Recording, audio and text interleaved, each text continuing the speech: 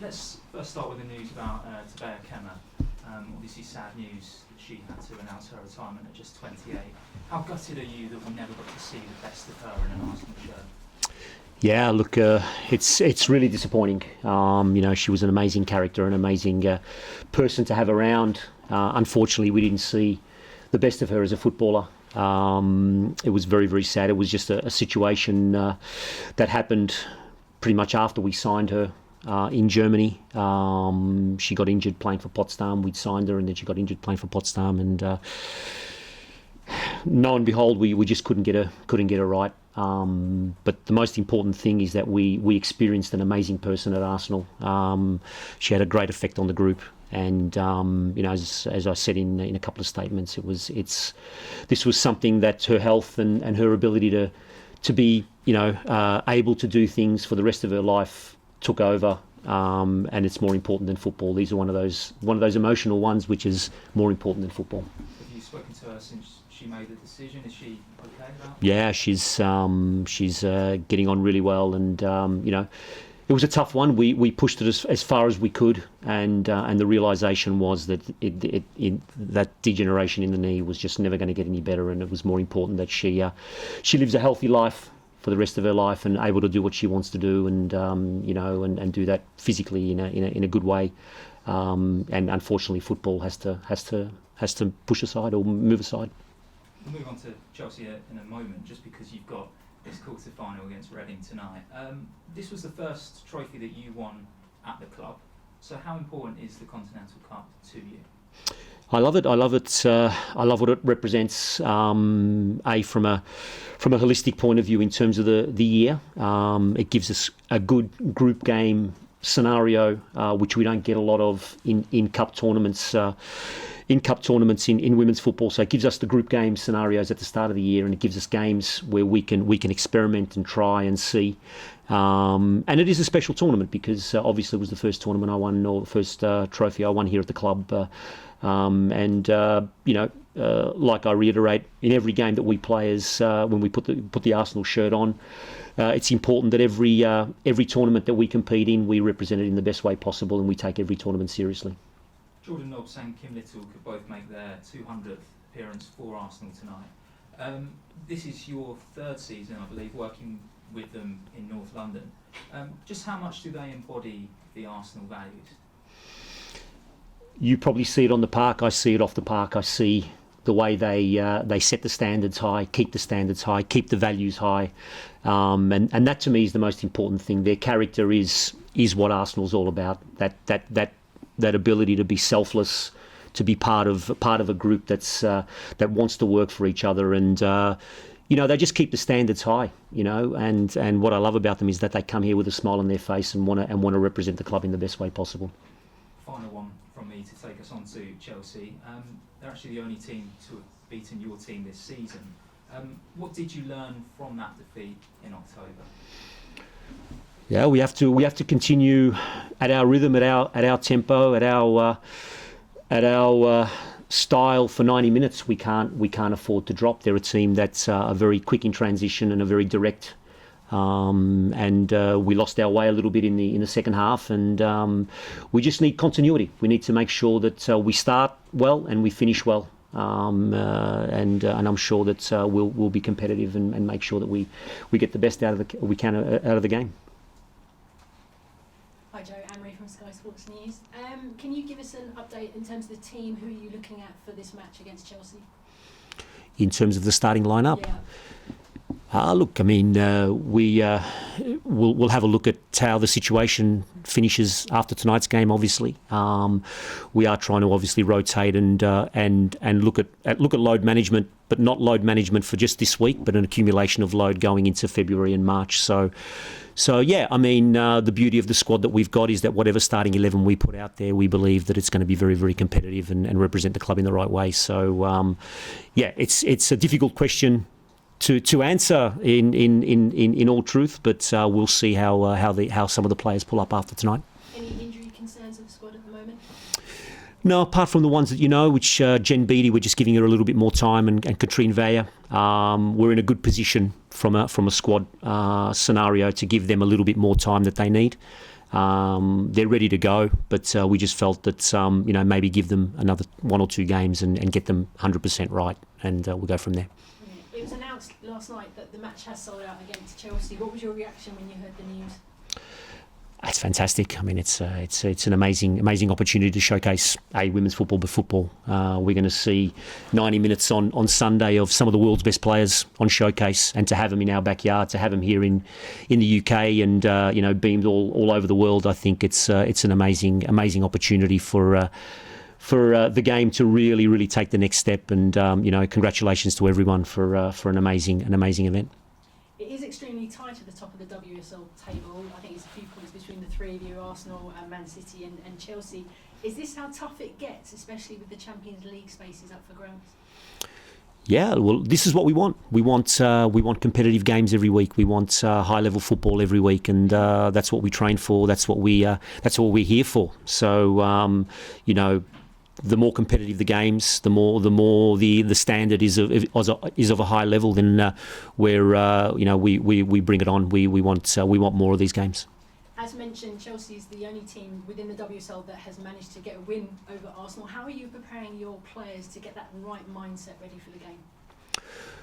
Yeah, look, I mean, it's a mindset of continuity. It's a mindset of playing the 90 minutes. It's a mindset of that we can't relax for any period of that game. So we'll work to our high tempo. We'll work to the tempo that we believe is going to give us the standard for us to get the result on Sunday. And tactically, we need to be smart. We need to be intelligent, both in the phase of attacking and the phase of defending. And we'll make sure that we're prepared for that through the work we've done now and during the year, and obviously leading up into the game. Finally, a non-football question. Of course, we've seen the tragic events unfold in Australia with the bushfires, and you put out a video encouraging people to make donations. We've had tennis players with the Rally for Relief of the Australian Open yesterday. How heartening is it to see the people around the world, and particularly in this country, getting the support of the Australians given this tragic crisis? It is a tragic situation. It's something that's, having grown up in Australia, it's a commonplace every summer. Very little surface water. The heat, our fauna is very, very combustible. So it's a situation where, unfortunately, communities are ripped apart. But my heart goes out to all the people that have suffered from the situation, and I'm getting goosebumps just thinking about the community feel of the firefighters, the volunteers, the worldwide support that has been given, and every little bit helps, as I said, and it's just great to see everyone coming together to help. Joe, we spoke at Spurs about the possibility of Arsenal hosting a women's game at the Emirates, and you said, well, let's sell out Boreham Wood first. Yep. It's sold out. What do you think should happen now? Fantastic. We need a couple more, though. Yeah. One or two, and I think we can then start to send a message to play in the bigger stadiums. But look, it's a one-off situation. We need it to be more consistent. We need it to be a week-to-week scenario. Would you be happy with that, with a double header or a standalone game? Look, I think double headers have sort of a double-edged sword scenario. Double header, people are coming because the men are playing after, or the main team's playing after. Is it real? I would like to think that we can do it on our own and do it in a way where we stand alone as a game. Absolutely. Just one more from me. Just in terms of the bushfires, obviously you spoke very movingly about it. Have you had any personal experience? Have you got friends and family who've been? I haven't had any personal experience, but they are very close to Melbourne. The air quality there at the moment is abominable. I'm speaking to my family every day, and there is a real struggle there at the moment. It's really up to everyone to make sure that we prevent these things going forward again. Thank you. Joe, on the sellout, would you agree that it's perhaps more impressive in many ways to sell out at Boreham Wood than perhaps some of these 20,000-30,000 crowds that we've seen at much bigger stadiums in the league this season? Yeah, if we sell out a 40,000 seater stadium, that will look impressive too, no? But Boreham Wood is, I keep on saying it, we love playing there. It's our little home. We know the scale, we know the size of it. We feel comfortable there, and any big competitive game, we're happy to play it at Boreham Wood. But it'll look fantastic. Where do you see the game against Chelsea being decided on the pitch in terms of the match-up against these It's a good question. Look, I think I can only comment on us. We're a team that wants the ball, that wants to keep the ball, and if we have the opportunity to get comfortable playing the way we want to play, I'm sure we'll find the spaces to exploit them in the areas that we think we can. I know when you were speaking after the game at Spurs' Tottenham Stadium, one of the members of the press asked you why should she be scared of Sam Kerr? I think it was a question, and you told her not to be scared of Sam Kerr. Can I ask you to elaborate on that? What is she? How much of a threat is she to the side on Sunday? It's not for me to comment about Chelsea or other teams and what they do and how they do things, but the reality is that Chelsea have a number of very, very good players, and obviously Sam Kerr is a component of that. We go into the game worrying about ourselves, so that's why I don't feel scared about who we play or the other teams that we play. We worry about what we need to do. We worry about the way we need to play. We worry about how we're going to, command and dictate the way the game's going to go. So I don't look at individual players. I don't look at individual scenarios. We just look at making sure that we play the way we want to play. On injuries, I know you already answered a little bit on that, but how pleasing was it to see Dan Carter making some progress last week with some of the updates? Fantastic. She's been amazing, and just having her around and having her as part of the group, and just having her involved. That's been the hardest thing for her, we love having her around. She's a bit of a cheeky one around the group. So, but we're just pleased to have her back, and hopefully we'll get her back playing. Finally, from me, could I ask about the transfer window? Is there anything you can tell us on perhaps Caitlin Ford or anyone else who might be coming into the club? Yeah, Caitlin Ford's been a player of interest for a while. She's a player that we are interested in, and there's a couple of other elements that we're looking at also. And I don't want to speculate on things that aren't happening, that aren't solid and aren't happening. So, we are going to be bringing in some elements during the transfer window. Joe, earlier in the season you spoke about getting used to playing, feeling uncomfortable. Is that something you feel the players have done throughout the season up until this point?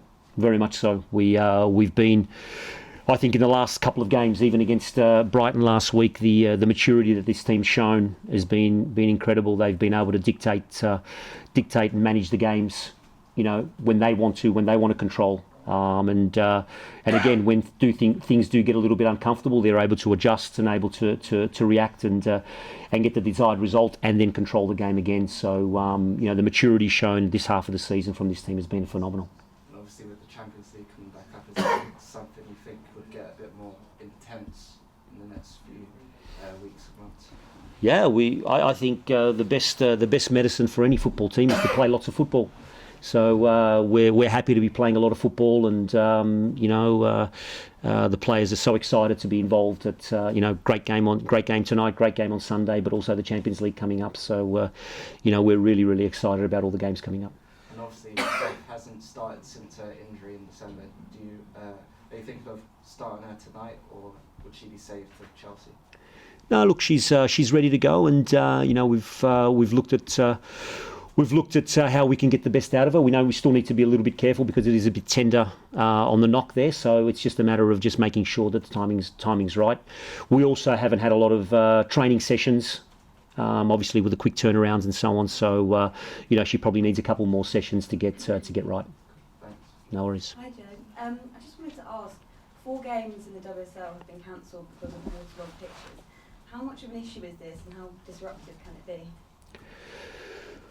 Yeah, look, the only time I've experienced it was in year one when we had a couple of games snowed out, and they can be because then finding the fixture, the space to fixture that game again can be frustrating, and the timing's never right when they reschedule it. It's always a time when your players missing or there's suspensions or so on and so on. So it is frustrating. Where touch wood, luckily we haven't had any issues like that, and all credit to Boreham Wood because it's an amazing surface that doesn't get washed out. Thank you. Everyone done? Yeah. Cool. All done. Thank you very much, guys. Thank you.